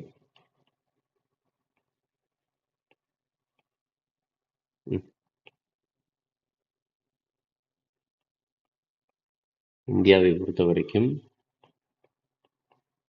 முதல் பெண் முதலமைச்சர் எங்க வந்தாங்கன்னா உத்தரப்பிரதேசத்துல 1963 டு 67 இருந்தாங்க. யார் அப்படின்னா சுச்சிதா கிருப்லானி. சுச்சிதா கிருப்லானி. ஓகே, இவங்க தான் இந்தியாவினுடைய முதல் பெண் முதலமைச்சர் உத்தரப்பிரதேசம். அடுத்து இந்தியாவினுடைய முதல் பெண் கவர்னர், முதல் பெண் ஆளுநர் வந்து எங்கன்னா உத்தரப்பிரதேசம் தான். எப்பனா 1947, 49, 2 வருஷம். யாருன்னா சரோஜினி நாயுடு. சரோஜினி நாயுடு இவங்கள தான் நைட்டிங்கேல் ஆஃப் இந்தியா அப்படின்ட்டு சொல்லுவோம். ரைட்டா, சரோஜினி நாயுடு. அடுத்த கேள்வி என்ன கேட்டிருக்கிறாங்க? ஸோ இதில் வந்து இந்திய பங்கு மற்றும் பரிவர்த்தனை வாரியத்தினுடைய, அதாவது செபி, செபின்னு என்னன்னா securities and exchange board of India, இதனுடைய புதிய தலைவராக நியமிக்கப்பட்டுள்ளவர் வந்து யாருன்னா துஹின் கண்ட பாண்டே. துஹின் கண்ட பாண்டே. செபியை பொறுத்த வரைக்கும் செபியை பொறுத்த வரைக்கும் செபி வந்து எப்பொழுது உருவாக்கப்பட்டதுன்னா 1988 உருவாக்கப்பட்டது. இந்த செபி வந்து எப்பொழுது சட்டப்பூர்வ அமைப்பாக மாறியதுன்னா, அதாவது ஸ்டாச்சுட்டரி பாடி, சட்டப்பூர்வ அமைப்பாக மாறியது வந்து எப்பொழுதுனா 1992. அதாவது என்னன்னா ஒரு சட்டத்துக்கு கீழே இந்த செபி வந்துச்சு. செபி ஆக்ட் 1992 அப்படின்ட்டு. இந்த செபியினுடைய தலைமையகம் எங்க இருக்குன்னா மும்பையில் இருக்கு. மும்பை. செபியினுடைய சேர்மன் வந்து யார் அப்படின்னா இப்ப நம்ம பார்த்த துஹின் கண்ட பாண்டே. துஹின் கண்ட பாண்டே. அடுத்தது என்ன கேள்வி கேட்டிருக்கிறாங்கன்னா, பிரதமர் நரேந்திர மோடியினுடைய இரண்டாவது முதன்மை செயலாளராக, அதாவது இரண்டாவது முதன்மை செயலாளர் சரியா யார் அப்படின்னு பார்த்துட்டீங்கன்னா சக்தி காந்த தாஸ் அவர்கள். சக்தி காந்த தாஸ். ஓகே, சரி. அடுத்தது பாருங்க, நெக்ஸ்ட் என்ன கேட்டிருக்காங்க? இந்திய மருந்து கட்டுப்பாட்டு ஜெனரலாக DCGI, drug controller general of India, DCGI. So அதற்காக அவங்க வந்து பார்த்துட்டிங்கன்னா ஆல்ரெடி அப்பாயின்மெண்ட்டில் இருந்திருக்காங்க. அவங்களுடைய அப்பாயின்மெண்ட்டை ஒரு வருஷம் வந்து நீட்டிச்சு வச்சிருக்கிறாங்க சரியா. யார் அப்படின்னா ராஜீவ் சிங் ரகுவன்ஷி. ராஜீவ் சிங் ரகுவன்ஷி. அடுத்தது புதிய தேர்தல் ஆணையர் வந்து விவேக் ஜோஷி. டாக்டர் விவேக் ஜோஷி. நான் ஆல்ரெடி சொன்ன எலெக்ஷனை பொறுத்த வரைக்கும் இந்திய அரசியலமைப்பில் வந்து எலெக்ஷன் கமிஷன் ஆஃப் இந்தியா சரியா. இந்திய தேர்தல் ஆணையம் அது வந்து எந்த ஆர்டிக்கலில் கொடுத்துருக்குன்னா ஆர்டிக்கல் 324 கொடுத்துருக்கு சரியா. இந்த எலெக்ஷன் கமிஷன் ஆஃப் இந்தியா வந்து மல்டி மெம்பர் பாடி சரியா. என்னன்னா 1989 வந்து எலெக்ஷன் கமிஷன் ஆஃப் இந்தியா வந்து என்ன பண்ணாங்கன்னா 1+2 அப்படின்னு மாத்தினாங்க. அதாவது இந்த 1 வந்து யாருன்னா சீஃப் எலெக்ஷன் கமிஷனர், தலைமை தேர்தல் அதிகாரி. இந்த 2 பேர் வந்து பார்த்துட்டிங்கன்னா எலெக்ஷன் கமிஷனர், தேர்தல் ஆணையர் ரைட்டா, தலைமை தேர்தல் ஆணையர். 2 பேர் வந்து தேர்தல் ஆணையர் அப்படின்ட்டு 1+2 அப்படின்ட்டு மாத்தினாங்க. ஓகே, எப்பொழுதுனா 1989 போல.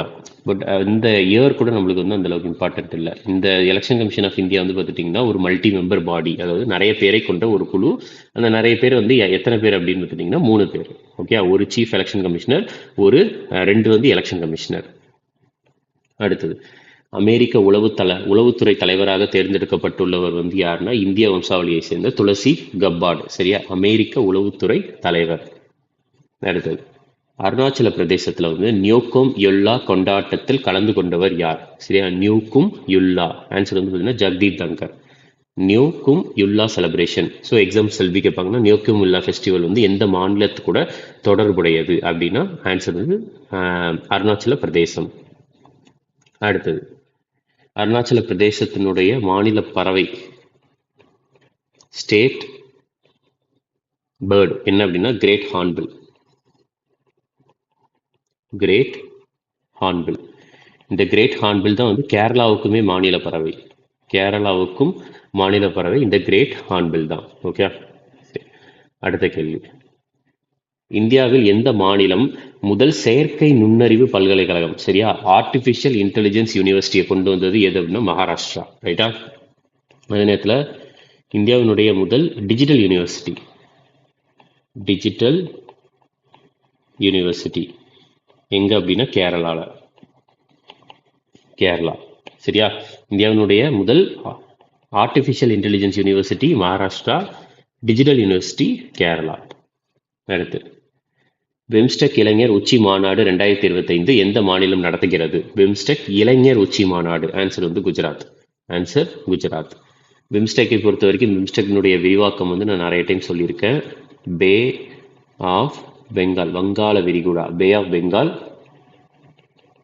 இனிஷியேட்டிவ் ஃபார் மல்டி செக்டோரல்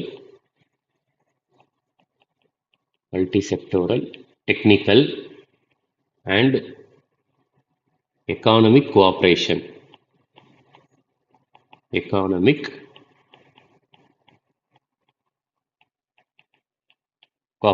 இதுதான் பிம்ஸ்டெக். ஓகே, இதுதான் வந்து அதனுடைய ஃபுல் ஃபார்ம். ஸோ அடுத்து பிம்ஸ்டெக் வந்து எப்பொழுது உருவாக்கப்பட்டதுன்னா 1997 உருவாக்கப்பட்டது. இதனுடைய தலைமையகம் எங்கே இருக்குன்னா தாக்காவில் இருக்குது. தாக்கா எங்கே இருக்குது? பங்களாதேஷின் தலைநகரம் தான் தாக்கா. அதே மாதிரி இந்த பிம்ஸ்டெக்னுடைய உறுப்பினர்கள் வந்து நம்ம படிக்கிறதுக்கு ஷார்ட்கட் என்னென்னா MBBS NEET NIT, MBBS NIT அப்படின்னு வச்சுக்கோங்க. இதில் எம் அப்படின்றது வந்து மியான்மரை குறிக்கும், பி அப்படின்றது வந்து எல்லாமே வங்காள விரிகுடாவை சுற்றி இருக்கிற நாடுகள் தான். பின்றது பங்களாதேஷ், அடுத்து இந்த பி வந்து பூட்டான், அடுத்து எஸ்ன்றது ஸ்ரீலங்கா இலங்கை, அடுத்து நேபாள், இந்தியா, அப்புறம் தாய்லாந்து. ஸோ டோட்டலாக வந்து ஒரு 7 நாடுகள் வந்து உறுப்பினர்களாக இருக்கிறாங்க பிம்ஸ்டெக்னுடைய உறுப்பினர்கள். 1 2 3. ஓகே. அடுத்த கேள்வி, சூரஜ் குண்டு சர்வதேச கைவினை மேளா எந்த பதிப்பு வந்து பார்த்துட்டிங்கன்னா ஃபரிதாபாத்தில் தொடங்கும். ஸோ அப்போ இதில் வந்து என்ன கேட்டிருக்காங்க, அப்போ ஃபரிதாபாத் எங்கே இருக்குதுன்னா ஹரியானாவில் இருக்குது. அப்போ ஹரியானாவில் இருக்கிற ஃபரிதாபாத்தில் வந்து சூரஜ்குண்ட் சர்வதேச கைவினை மேளா, சூரஜ்குண்ட் இன்டர்நேஷ்னல் கிராஃப்ட் மேளா நடக்குது. ஓகே, எத்தனாவது பதிப்புனா 38வது பதிப்பு. இந்த சூரஜ்குண்டில் வந்து இந்த பேரை வச்சு ஒரு லேக்கும் இருக்குது, ஒரு ஏரி. எந்த ஏரி அங்கே எந்த இடத்துல இருக்குதுன்னா ஹரியானாவில் தான் இருக்குது, சூரஜ்குண்ட் லேக். இந்த ஒரு ஏரியை வந்து இது வந்து பார்த்துட்டிங்கன்னா மனிதரால் உருவாக்கப்பட்டது, மேன்மேடு லேக். அப்போ மேன்மேட்னா யாரால் உருவாக்கப்பட்டதுன்னா டோமார் வம்சத்தை சார்ந்த அரசர்களால் உருவாக்கப்பட்டது. ஓகே. அடுத்து காசி தமிழ் சங்கத்தின் எந்த பதிப்பு உங்களுக்கு இந்த வருஷம் வந்து நடைபெற போகிறது? February 15, 2025 காசி தமிழ் சங்கத்தின் எந்த பதிப்புனா 3வது பதிப்பு. அடுத்த கேள்வி, சமீபத்தில் மணிப்பூர் முதல்வர் பதவியை ராஜினாமா செய்தது வந்து யார் அப்படின்னா பைரன் சிங். ஓகே. அடுத்தது மணிப்பூர் மாநிலத்தினுடைய ஆளுநர் வந்து யாருன்னா அஜய் குமார் பல்லா.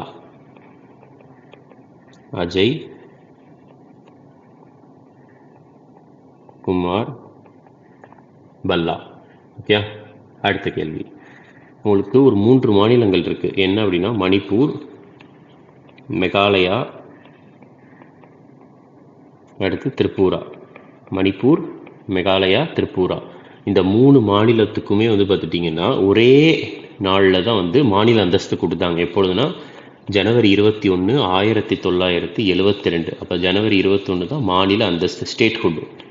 மாநில அந்தஸ்து கொடுத்தாங்க. சரியா? எந்த ஒரு சட்டத்துக்கு கீழே வந்து இந்த 3 மாநிலத்துக்கும் மாநில அந்தஸ்து கொடுத்தாங்கன்னா north east reorganisation act.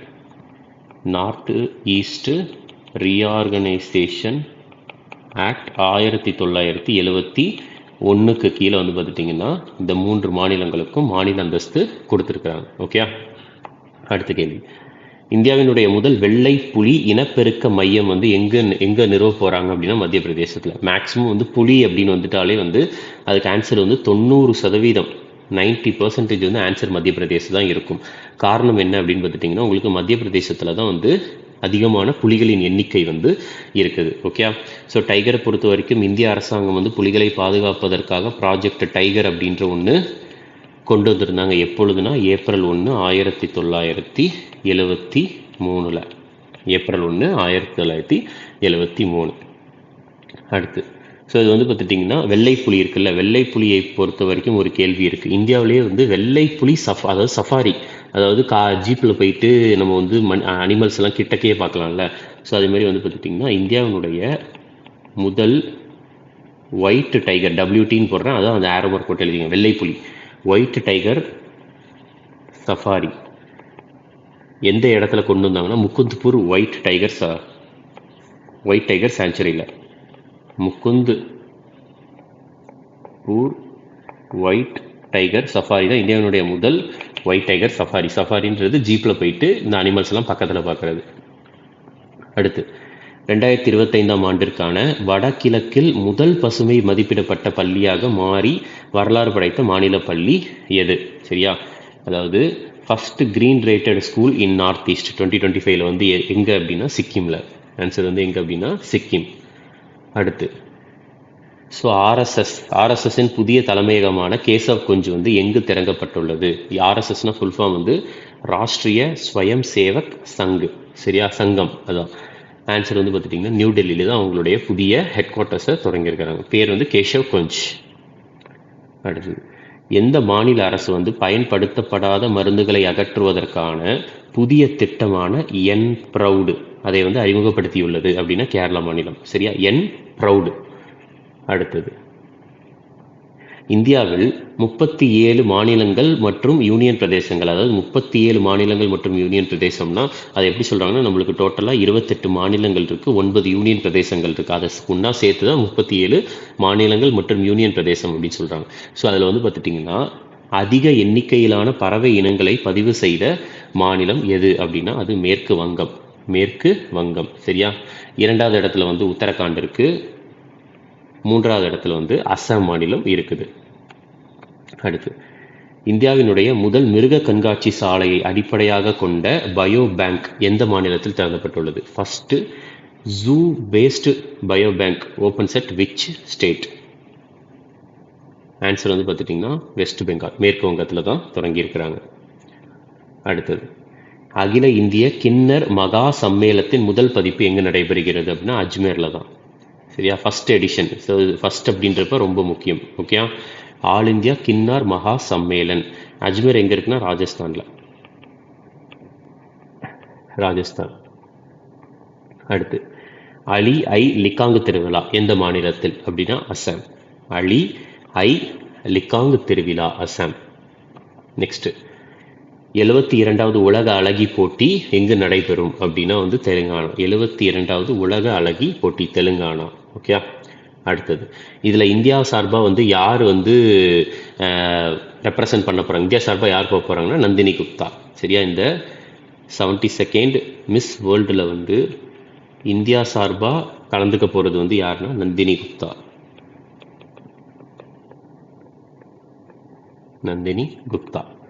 Okay, இது வந்து தெலுங்கானாவில் நடக்க போகுதா? ஃபைனல் இறுதி போட்டி வந்து எங்கே அப்படின்னா ஹைதராபாத்தில். ஏன்னா தெலுங்கானாவின் தலைநகரம் வந்து ஹைதராபாத். ஓகே, அடுத்தது கஜுராஹோ நடன விழாவின் எந்த பதிப்பு 2025 நடைபெறும்? 2025 கஜுராஹோ நடன விழா எந்த பதிப்புனா 51வது பதிப்பு, 51st இது. ஸோ அப்போ இந்த கஜுராஹோ டான்ஸ் ஃபெஸ்டிவல் எங்கே வச்சு நடைபெறும்னா மத்திய பிரதேசம். அடுத்து இந்தியா தனது முதல் பெண் அமைதி காப்பாளர்கள் மாநாட்டை எந்த நகரத்தில்? எப்பொழுதுமே நல்லா ஞாபகம் வச்சுக்கோங்க, கரண்ட் அஃபேர்ஸில் இந்த ஃபர்ஸ்ட் அப்படின்ற ஒரு வார்த்தை வந்து அந்த ஒரு டாபிக் வந்து நம்மளுக்கு ரொம்ப முக்கியம். சரியா? இந்தியா வந்து தனது முதல் பெண் அமைதி காப்பாளர்கள் மாநாட்டை எந்த நகரத்தில் நடத்துகிறது அப்படின்னா அது புதுடெல்லி. புதுடெல்லி. அடுத்து, ஹேரத் திருவிழா எந்த மாநிலத்தில் கொண்டாடப்படுகிறது? காஷ்மீர். ஹேரத் திருவிழா எந்த மாநிலம்? அது காஷ்மீர். அடுத்தது, கூகுள் வந்து சர்வதேச அளவில் வந்து அதன் மிகப்பெரிய வளாகத்தில் ஒன்றை வந்து எங்கு தொடங்கியது அப்படின்னா, அதாவது கூகுள் என்ன பண்ணியிருக்காங்க, அதனுடைய ஒரு மிகப்பெரிய கேம்பஸ், அதாவது ஆஃபீஸை வந்து சர்வதேச அளவில் எங்கே தொடங்கியிருக்கிறாங்கன்னா பெங்களூரில்.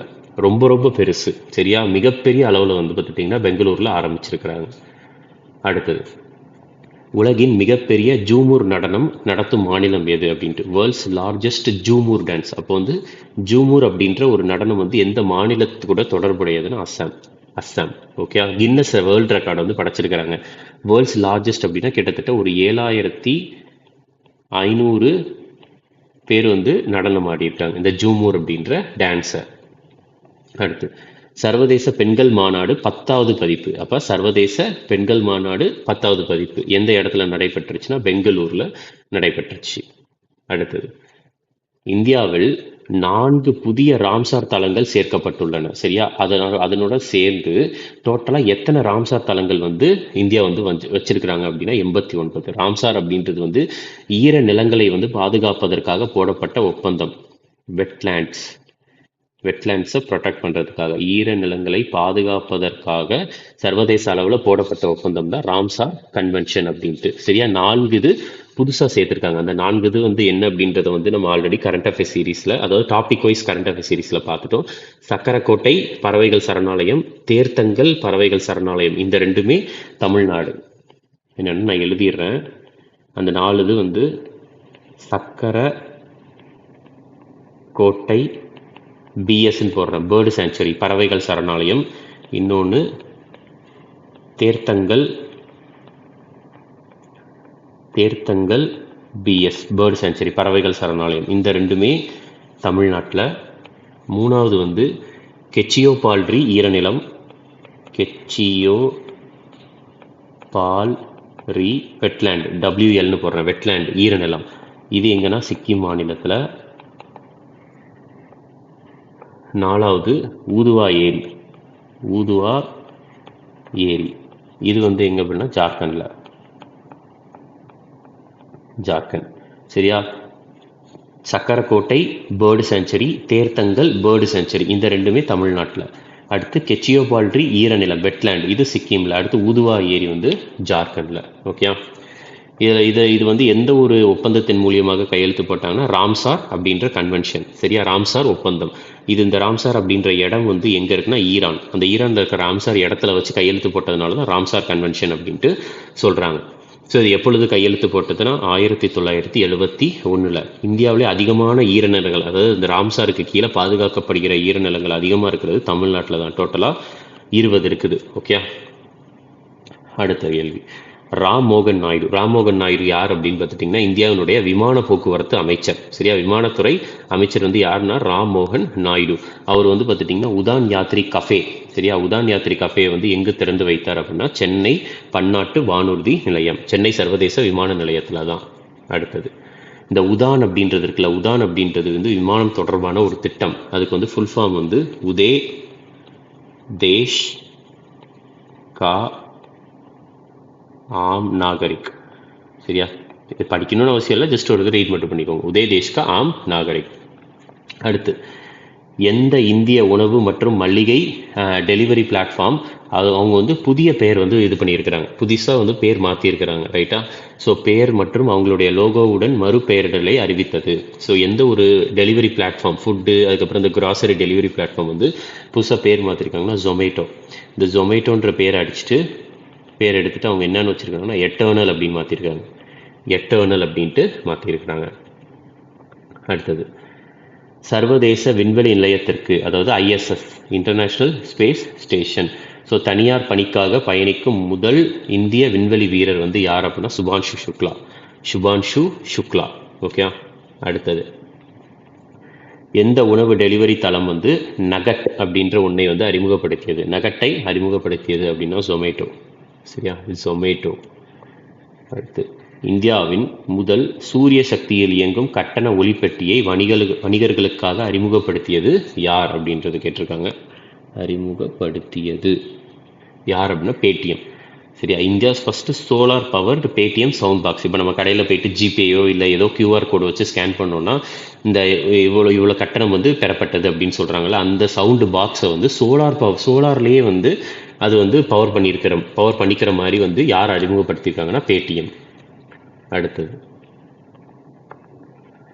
எந்த அரசின் முயற்சியின் கீழ் வந்து பிஸ்லரி இன்டர்நேஷனல் பிரைவேட் லிமிடெட் வந்து இந்திய தொல்லியல் ஆய்வகத்துடன் கூட்டு சேர்ந்துள்ளது அப்படின்றது கேட்டிருக்காங்க. சரியா, எந்த கவர்மெண்ட் இனிஷியேட்டிவ் வந்து பிஸ்லரி இன்டர்நேஷனல் பிரைவேட் லிமிடெட் அவங்க கூட சேர்ந்து வந்து பார்த்துட்டிங்கன்னா ஆர்கியாலஜிக்கல் சர்வே ஆஃப் இந்தியா இவங்க எல்லாருமே பார்ட்னர்ஷிப் போட்டு என்ன ஒரு இனிஷியேட்டிவ் வந்து இது பண்ணுறாங்க அப்படின்னா அடாப்ட் எ ஹெரிட்டேஜ் 2.0 ப்ரோக்ராம்.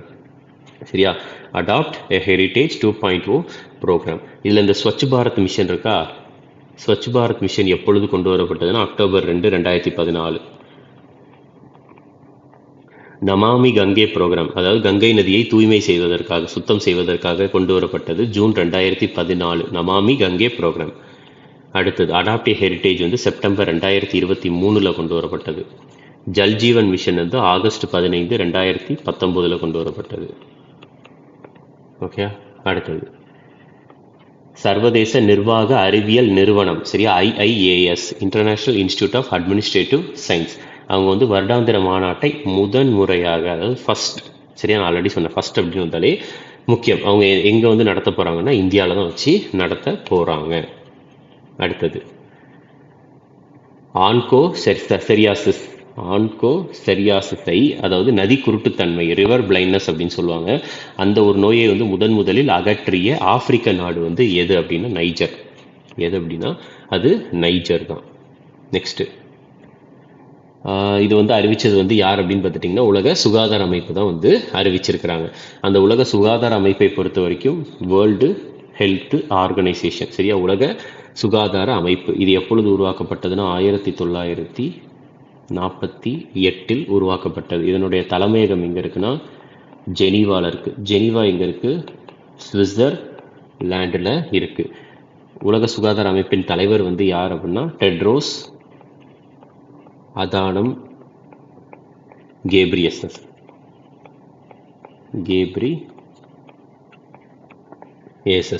ஓகே, அடுத்தது, உலக சுகாதார அமைப்பிலிருந்து ராஜினாமா செய்வதாக அறிவித்த நாடு வந்து எது அப்படின்னா அர்ஜென்டினா. ஆல்ரெடி அமெரிக்கா வந்து அறிவிச்சிட்டாங்க உலக சுகாதார அமைப்பிலேருந்து வெளியே வருவதாக. இப்போ வந்து யார் அறிவிச்சிருக்காங்கன்னா அர்ஜென்டினா. சரியா, அர்ஜென்டினாவின் தலைநகரம் வந்து எது அப்படின்னா புயினோஸ் ஐரஸ். சிஎன் போடுறேன், கேபிட்டல் புயினோஸ் ஐரஸ். அடுத்தது, வாட்டர் வொர்த் திட்டத்தின் வளர்ச்சிக்கு பின்னால் எந்த நிறுவனம் உள்ளது? சரியா, ப்ராஜெக்ட் வாட்டர் வொர்த் வந்து எந்த கம்பெனியால் டெவலப் பண்ணப்படுகிறது அப்படின்னா மெட்டா. சரியா, வாட்டர் வொர்த். நெக்ஸ்ட், பாஃப்டா விருதுகள் 2025 சிறந்த இயக்குனர் விருதை வென்றவர் வந்து பிராடி கார்பெட். அடுத்து, ஒலிம்பிக்ஸ் ஸ்போர்ட்ஸ் விளையாட்டுகளின் முதல் பதிப்பு எங்கு நடைபெறும்? சரியா, ஒலிம்பிக்கில் ஸ்போர்ட்ஸ் ரைட்டா எங்கே அப்படின்னு பார்த்துட்டிங்கன்னா சவுதி அரேபியாவில் தான் நடைபெற போகிறது. அடுத்து, மொரீஷியஸ் தேசிய தின கொண்டாட்டங்களின் போது சிறப்பு விருந்தினராக யார் கலந்து கொள்வார்? மொரீஷியஸினுடைய தேசிய, அதாவது நேஷனல் டே அப்போ வந்து யார் சீஃப் கெஸ்ட் அப்படின்னா இந்தியாவினுடைய பிரைம் மினிஸ்டர் நரேந்திர மோடி அவர்கள் தான். சரியா, மொரீஷியஸை பொறுத்த வரைக்கும் மொரீஷியஸினுடைய தலைநகரம் வந்து போர்ட் லூயிஸ். அடுத்து, அறிவியலில் அதிக பெண்களை கொண்ட உலகத்தை கற்பனை செய்து பாருங்கள் அப்படின்ற ஒரு பிரச்சாரத்தை தொடங்கியது யார் அப்படின்னா யுனெஸ்கோ. சரியா, தொடங்கியது யார் அப்படின்னா யுனெஸ்கோ தான். ஓகே, யுனெஸ்கோவை பொறுத்த வரைக்கும் யுனெஸ்கோ எப்பொழுது உருவாக்கப்பட்டதுன்னா 1945 உருவாக்கப்பட்டது. யுனெஸ்கோவினுடைய தலைமையகம் எங்கே இருக்குன்னா பாரிஸில் இருக்குது. பாரிஸ் எங்கே இருக்குது? பிரான்ஸில் இருக்குது. யுனெஸ்கோவினுடைய தலைவர் வந்து யார் அப்படின்னா ஆட்ரி அசௌலே.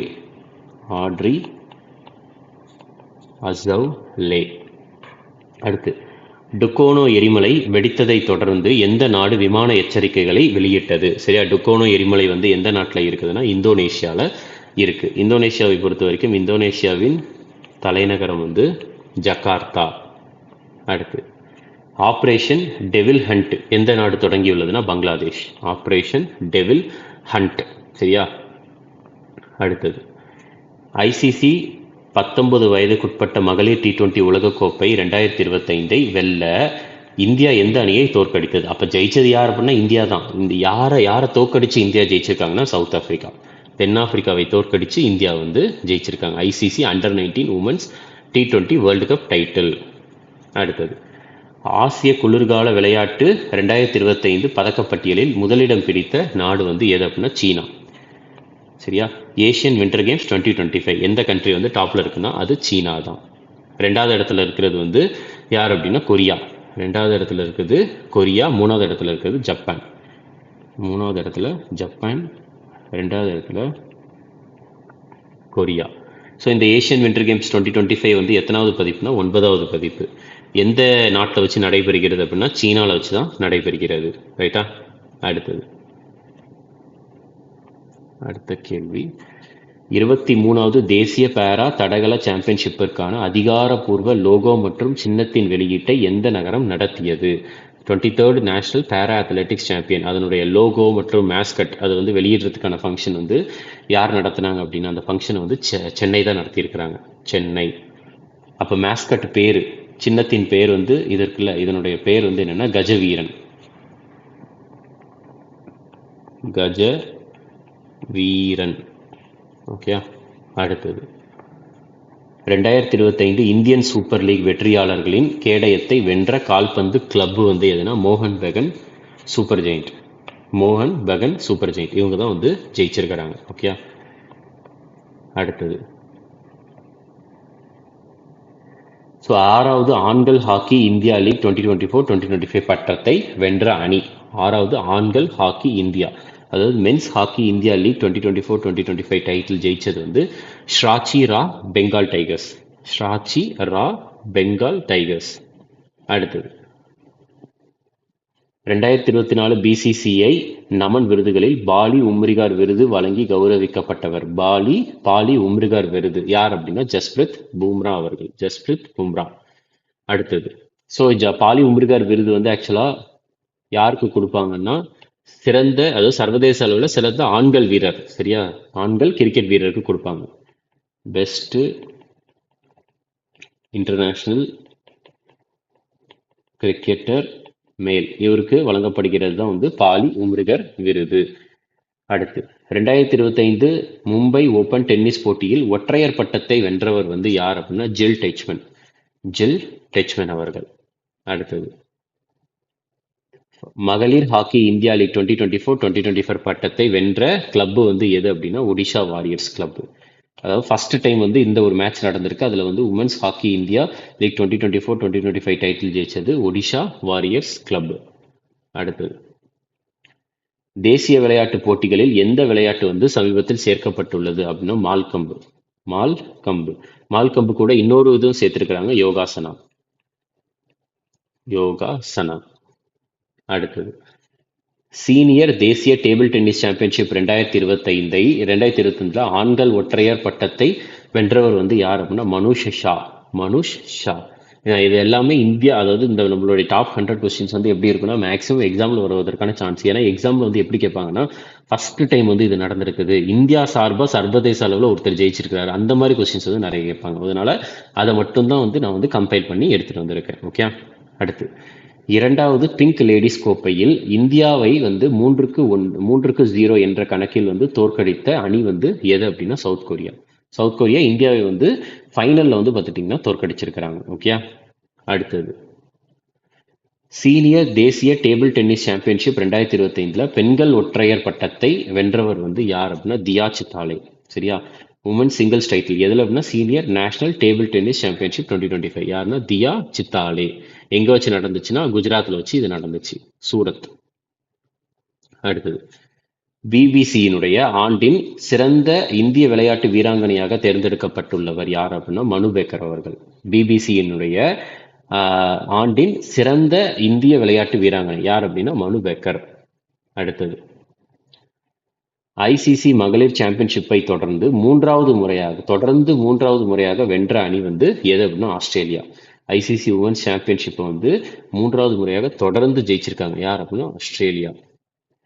2027 39வது தேசிய விளையாட்டு போட்டிகளை நடத்தும் மாநிலம் வந்து மெகாலயா.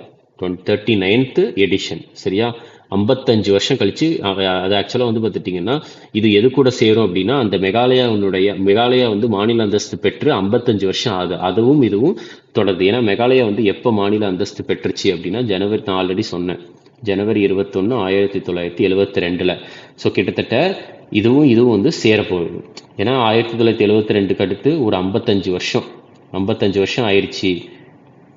அந்த கொண்டாட்டமும் இந்த தேசிய விளையாட்டு 39 பதிப்பு கொண்டாட்டமும் கிட்டத்தட்ட ஒன்றா சேருது. ஓகேயா. அடுத்து பிபிசியினுடைய ஆண்டின் வளர்ந்து வரும் விளையாட்டு வீரராக பெயரிடப்பட்டவர் யார் அப்படின்னா ஷீதல் தேவி அவர்கள். ஓகேயா. அடுத்தது இந்திய ராணுவம் வந்து எந்த மாநிலத்தில் 51 நாள் பீர்பஞ்சல் குளிர்கால விழாவை வந்து அறிமுகப்படுத்தியதுன்னா ஜம்மு அண்ட் காஷ்மீரில் தான் 51 நாள் பீர்பஞ்சல் குளிர்கால விழா இந்திய ராணுவத்தால் அறிமுகப்படுத்தப்பட்டுள்ளது. அடுத்து கிரஸ்ட் மற்றும் கிரஸ்ட் பிளஸ் திட்டம் வந்து எந்த வங்கியால் வந்து தொடங்கப்பட்டது அப்படின்னா கனரா வங்கி. கிரஸ்ட் மற்றும் கிரஸ்ட் பிளஸ் ஆன்சர் வந்து எந்த வங்கினா அது கனரா வங்கி. CCC. ஓகே. அடுத்தது சர்வதேச பிக் கேட் அலையன்ஸ் எந்த ஆண்டு வந்து பிரதமர் நரேந்திர மோடியால் தொடங்கப்பட்டுள்ளது அப்படின்னா 2023. சர்வதேச big cat alliance, international big cat alliance அப்படின்னு சொல்லுவாங்க. இதுக்கு கீழே வந்து பார்த்துட்டிங்கன்னா ஒரு 7 பெரிய பூனைகள். சரியா, அந்த 7 வந்து எதெல்லாம் அப்படின்னா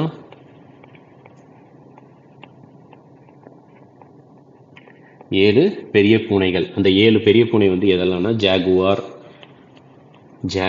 பூமா, லெப்பர்ட், அப்புறம் lion, tiger, cheetah, snow leopard. Okay. International big cat alliance கீழே இருக்கிற 7 பூனைகள் வந்து பெரிய பூனைகள் வந்து அது இதுதான். அடுத்தது ரீசெண்டாக வந்து கவர்மெண்ட் வந்து மின்னணு தேசிய வேளாண் சந்தை திட்டத்தின் கீழ் எத்தனை புதிய வேளாண் பொருட்களை வந்து சேர்த்துள்ளது அப்படின்னா, அதாவது அக்ரிகல்ச்சர் கமாடிட்டிஸ் ஈநாம்க்கு கீழே, அதாவது ஈநாம் அப்படின்றது வந்து பார்த்துட்டிங்கன்னா என்ன சொல்லுவாங்க, ஃபுல் ஃபார்ம் வந்து எலக்ட்ரானிக் நேஷனல் அக்ரிகல்ச்சர் மார்க்கெட் அப்படின்னு சொல்லுவாங்க. ஈநாம் அப்படின்னா எலக்ட்ரானிக் நேஷனல் அக்ரிகல்ச்சரல்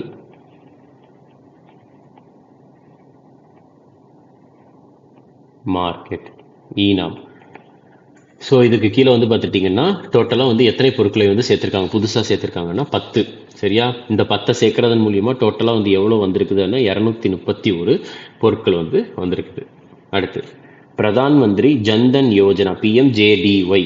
ஸோ அது 2025 நிலவரப்படி வந்து எத்தனை வங்கி கணக்குகளை திறந்துள்ளது அப்படின்னா டோட்டலாக 58. சரியா, 54 கோடியே 58 லட்சம் வங்கி கணக்குகளை இந்த ஒரு திட்டத்துக்கு கீழே தொடங்கியிருக்கிறாங்க. இந்த PMJDY, PM ஜன்தன் யோஜனா எப்பொழுது ஆரம்பிக்கப்பட்டுள்ளதுன்னா ஆகஸ்ட் 28, 2014 ஆரம்பிக்கப்பட்டுள்ளது.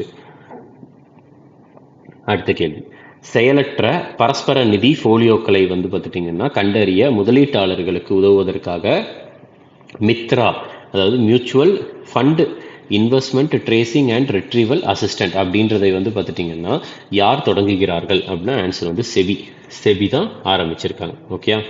செபியை பற்றி நம்ம ஆல்ரெடி பார்த்தாச்சு. அது எப்போ ஆரம்பிக்கப்பட்டது, யார் தலைவர் அப்படின்ட்டு. இந்த நபார்ட் பொறுத்த வரைக்கும் என்ன அப்படின்னா national bank for agriculture and rural development அப்படின்னு சொல்லுவாங்க. இது எப்பொழுது உருவாக்கப்பட்டதுன்னா 1982 உருவாக்கப்பட்டது. இதனுடைய தலைமையகம் எங்கே இருக்குன்னா மும்பையில் இருக்குது. தலைவர் வந்து யாருன்னா ஷாஜி கேவி. ஓகே. ஆர்பிஐ பொறுத்த வரைக்கும் எல்லாருக்குமே தெரியும், அது வந்து 1935 உருவாக்கப்பட்டது. இப்போ வந்து கவர்னராக வந்து இருக்கிறது வந்து இப்போ புதுசாக வந்து கவர்னராக வந்து மாற்றிருக்கிறாங்க. கவர்னர் பேர் வந்து கண்டிப்பாக முக்கியம். யார் அப்படின்னா சஞ்சய் மல்ஹோத்ரா அப்படின்ற கவர்னர். இப்போ புதுசாக ஒரு புதிய ஆளுநரையும் செலக்ட் பண்ணியிருக்காங்க. யாருன்னா பூனம் குப்தா அப்படின்ற ஒரு ஆளுநரை செலக்ட் பண்ணியிருக்காங்க. அதெல்லாம் வந்து தெரிஞ்சு வச்சுக்கோங்க. சரியா? ஏன்னா இதெல்லாம் நான் ஆல்ரெடி நான் சொல்லிட்டேன். ஓகே, சரி. Next unified payment interface. சரியா? UPI, unified payment interface. So அது வந்து பரிவர்த்தனையில் வந்து சார்ஜ் பேக்கை நிர்வகிப்பதற்கான புதிய விதியை அறிமுகப்படுத்தியது யார் அப்படின்னா national payments corporation of India, NPCI. எப்பொழுது உருவாக்கப்பட்டதுன்னா 2008 உருவாக்கப்பட்டது. இதனுடைய தலைமையகம் எங்கே இருக்குன்னா மும்பையில் இருக்குது. இதனுடைய தலைவர் வந்து யார் அப்படின்னா அஜய் குமார் சௌத்ரி. அஜய் குமார் சௌத்ரி. ஓகே, அடுத்தது ஐஆர்டிஏஐ. ஐஆர்டிஏஐனா insurance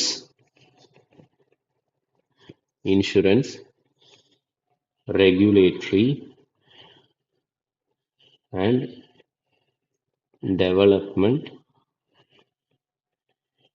authority of India.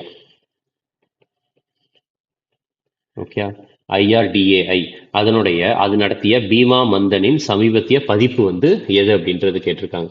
Answer வந்து பார்த்துட்டிங்கன்னா 9வது பதிப்பு. ஆன்சர் 9வது பதிப்பு. இந்த ஐஆர்டிஏ எப்பொழுது உருவாக்கப்பட்டதுன்னா 2000வது ஆண்டு உருவாக்கப்பட்டது. இதனுடைய தலைமையகம் எங்க இருக்குன்னா தெலுங்கானால இருக்கு. இதனுடைய தலைவர் வந்து யார் அப்படின்னா தெபாஷிஷ் பாண்டா அவர்கள். அடுத்தது பிரபல ஒடிசி நடன கலைஞர் மாயாதர் ரவுத் 92 வயதில் காலமானார். அவருக்கு வந்து எந்த ஆண்டு வந்து பத்மஸ்ரீ விருது வழங்கப்பட்டது அப்படின்னா 2010 வழங்கப்பட்டிருக்கு. ஓகே, அடுத்தது இவர் வந்து ஒடிசி நடன கலைஞர். ஓகே, அடுத்தது சமீபத்தில் காலமான நமீபியாவின் முதல் அதிபர் வந்து யார் அப்படின்றது கேட்டிருக்காங்க.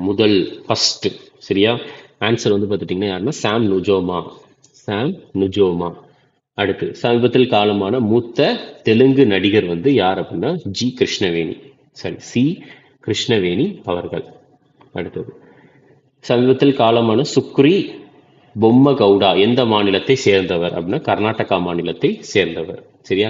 அவங்களுடைய 88வது வயதில் அவங்களுக்கு காலமானாங்க. அவங்களுக்கு 2017வது ஆண்டு சுக்ரி பொம்மகவுடாவுக்கு 2017 வந்து என்ன விருது கொடுத்திருந்தாங்கன்னா இந்திய அரசாங்கம் பத்மஸ்ரீ விருது கொடுத்து இவங்களை கௌரவிச்சிருந்தாங்க. ஓகே, ஸோ இதுதான் வந்து பார்த்துட்டிங்கன்னா நம்மளுக்கு பிப்ரவரி 2025 முக்கியமான 100 current affairs questions exam point of வியூவில், SSC, TNPSC, railways exam point of வியூவில். ஓகே, நம்ம அடுத்து வந்து பார்த்துட்டிங்கன்னா மார்ச்சோடது நம்ம வந்து அடுத்தடுத்து நம்ம பார்க்கலாம்.